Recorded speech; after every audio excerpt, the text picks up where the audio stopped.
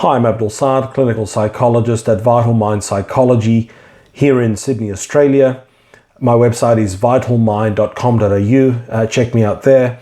You'll find out more regarding my coaching services to international clients, as well as more about my approach to helping you.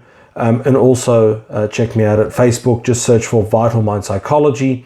I didn't get a chance to upload a video last week, but here I am for this week's installment as we continue exploring the self-transformation process. And in this video, I want to look at a very specific concept within self-transformation, which is called liminality, or being in liminal space, liminal, L-I-M-I-N-A-L, as a way of understanding what it feels like to enter into a transformative process. Now, just to quickly recap, what we've been saying in the previous videos is that self-transformation is a destabilizing and often terrifying process, because essentially what we are doing is we are dying to our old self. We are facing and recognizing that our adaptations, our compensations, our maps, our belief, our idealized self-image or self-representation isn't working for us. And this realization of the breakdown of our patternings is often thrust upon us through suffering, and it often will take a high degree of suffering for most of us to begin to wake up to the reality of our situation and to how self-limiting our beliefs have become, the patterns that we're stuck in, etc. So what happens when we experience the breakdown of these patterns or these maps? Because in the last video, what I explained is that for many individuals, they oscillate between the breakdown of the patterns, the breakdown of their map, the breakdown of their typical modus operandi in the world, and then going back in trying to recreate circumstances where they can go back into their comfort zone, where we can go back into being asleep again. So we enter a relationship with a similar sort of person and find ourselves recreating an abusive cycle, for example. We re-enter a job where we feel disrespected, where we feel that we're being micromanaged. And so, in other words, we haven't really learnt the lesson and we haven't suffered enough, so to speak. So often the entry into a deeply transformative experience and process is going to occur when we've reached the use-by date of our pattern, where clearly the pattern cannot work for us anymore, the way that we are in the world. So for an empath, for an empathic individual, a really horrible relationship with a narcissistic person, where the empath's core beliefs about themselves, about the world, are fundamentally challenged in a way where the empath can no longer continue to operate as they have been, and they begin to reach out to therapists, they begin to jump onto YouTube and learn about themselves, about narcissism. And when an individual is in that space of departing from how they have been and entering toward a new reality, that space is what we call liminal space. And liminal space is basically the space that an individual occupies between what was familiar or what was known and now approaching a newer reality which is unknown. So liminal space, or being in a state of liminality, is often incredibly painful, scary, and disorientating, because we can't rely on our ego structures, defense mechanisms, patterns. We can't rely on the usual way of being in the world, because it has been proven to be demonstrably false or non-workable in the world. So we know that we can't go back, and we know we have to go somewhere different, but we don't quite know where we're going yet. And that's what liminal space is. Now, the concept of liminal space or liminality comes from anthropology. And it's the Latin word, I believe it's pronounced limen or limen. And it's the space, as I said, between the known and unknown. And in anthropology, liminal space refers to the state of disorientation that an individual experiences as they progress through certain rites of passage. For example, between becoming a boy and then becoming a man, being in liminal space means that you're at that point where you've departed from being a boy. You've entered into the ritual ceremony or the rite of passage, but you're not quite a man yet. You're in that in-between state. Now, just to help you understand this concept of being in liminal space more, and the reason why it's important to understand it is if you don't understand liminal space and what it is and what it feels like, for most people, the desire or the need to avoid the anxiety that liminal space creates means that they will invariably go back to their old patterns because that's where they feel safe. Whereas in self-transformation territory, what we want is to transcend the anxiety of being in that liminal space so that we can start to create a new reality and the new authentic grounded self. But just to give you an example, a panic attack is an example of being in liminal space. When a person has a panic attack for the very first time, that is a liminal experience. It is incredibly disorientating. Obviously, it's incredibly fear-provoking.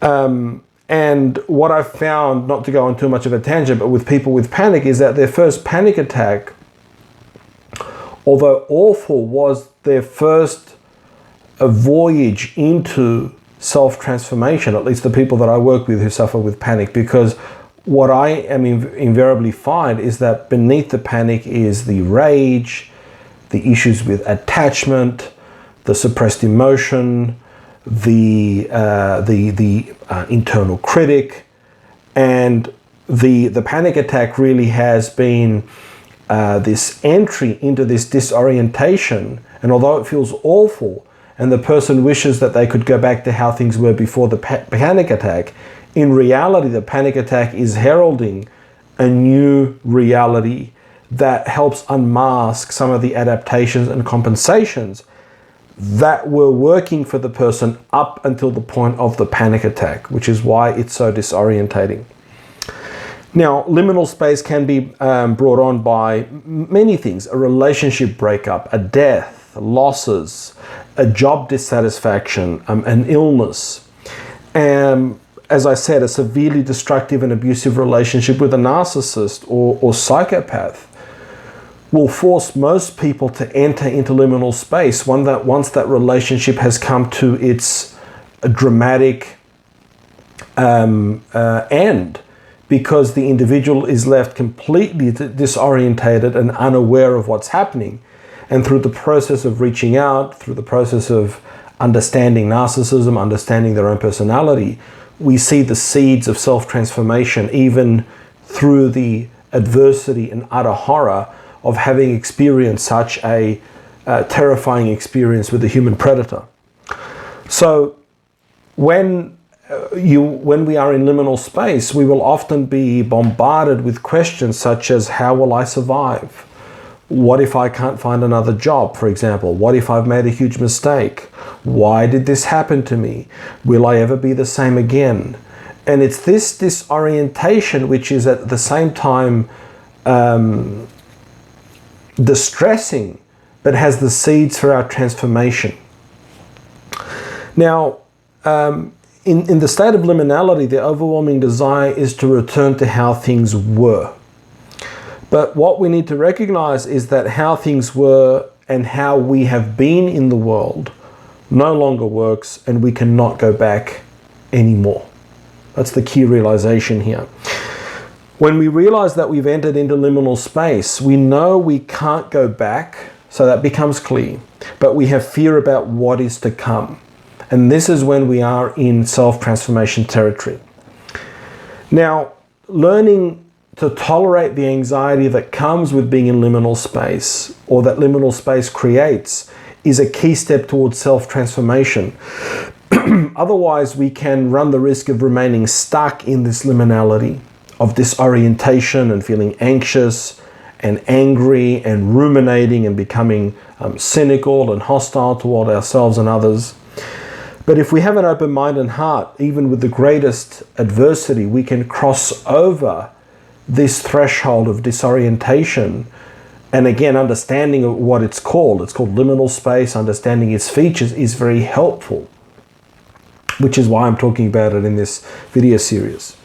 So if you are finding yourself in liminal space, in this state of disorientation where you can't go back to how things were, things are forever changed, but you don't quite know where you're heading, where you're going, and this is what I'll be talking about in the future for the rest of this series, is what do we do after the disorientation. But for now, if you're in liminal space, here are some tips of how to face this this process and this space.